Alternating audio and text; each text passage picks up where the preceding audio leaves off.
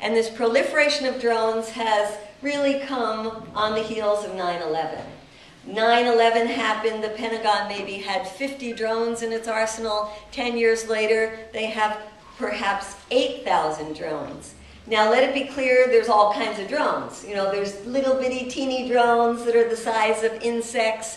There's bigger drones that are the size of moths, the size of hummingbirds, and they actually do biomimicry to take the beauty of nature of these insects and learn how you can turn that into a drone, meaning a robotic insect that flies and has a camera and is relaying information to somebody far away. And then you have the drones that you can put in a soldier's backpack and they can launch it on their own and then be watching as this drone is scouting out the territory. And then you have the bigger drones like the Predators and the Reapers that are the killer drones. And then you have the really big drones like the Global Hawk, the size of a commercial airliner that's used for surveillance purposes. So there's many different sizes and shapes of drones. What they have in common is that they're up in the air and they don't have a pilot in the cockpit. But look for a moment just at those drones that are being remotely controlled and used to kill people. Many of them being remotely controlled here in the United States in air-conditioned rooms where pilots are sitting in ergonomic chairs and they are looking for hours and hours and hours on end at footage of a drone that's being flown over Afghanistan, let's say, countries where they have very little connection, don't speak the language, don't understand the cultures, don't understand the customs. And they have been given the authority of a god. They have been given the authority to press a kill button. And that kill button can come in two different ways.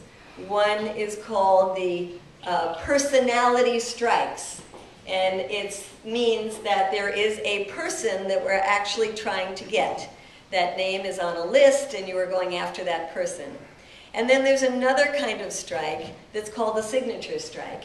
And that strike is when you don't know the person that you're about to kill, but you're killing them because they look suspicious, on the basis of suspicious behavior.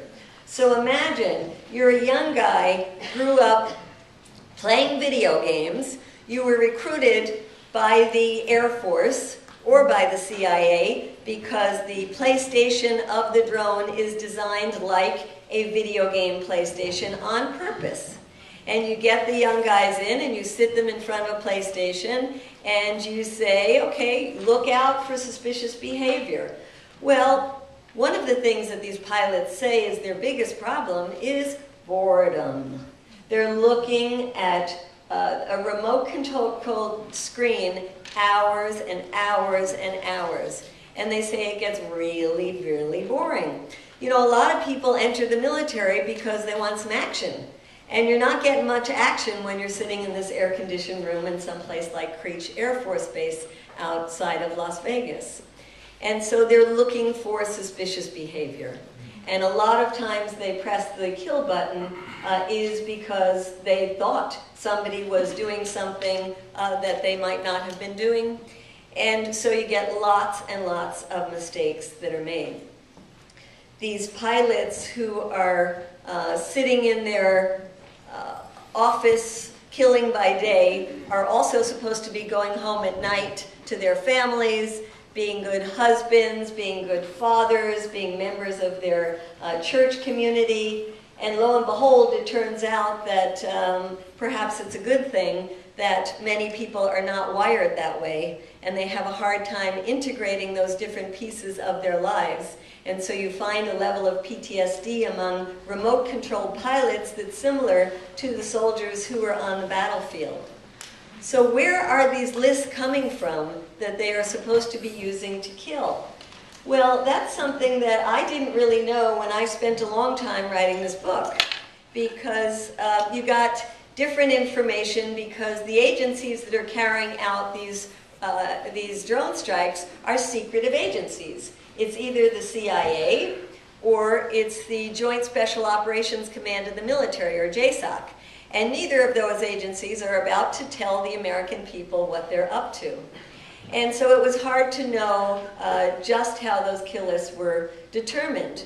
Well, it was very interesting that the New York Times had a very, very long article that came out on May 29th that some of you might have seen, because it was for the first time a revelation of how intimately involved our president, Barack Obama, is in determining who will live and who will die.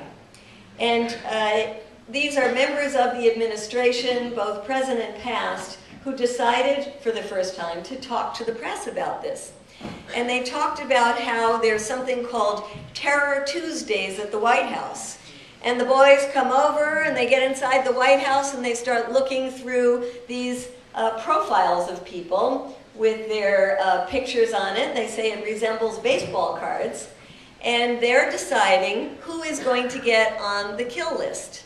And so imagine we have a constitutional lawyer as president who won a Nobel Peace Prize, and here he is sitting inside the White House playing prosecutor, judge, jury, and executioner all at once.